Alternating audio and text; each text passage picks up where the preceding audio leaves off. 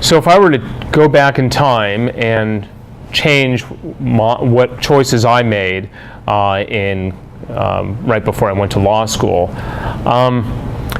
I guess the only thing that I would change is perhaps I enjoyed the law school that I went to, but what I didn't realize is how important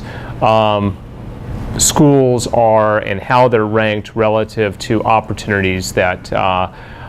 present themselves down the road. And I say that because I'm now on the receiving end of resumes, and one of the first things I do is I look at the pedigree of the person who is applying for the job and what schools they went to and how they did.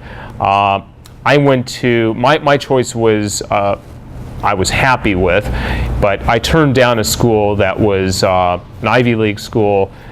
because it was too expensive and I just didn't want to pay the tuition. Hindsight, probably should have gone to that school, but at the end of the day, probably wouldn't have made any difference in my career.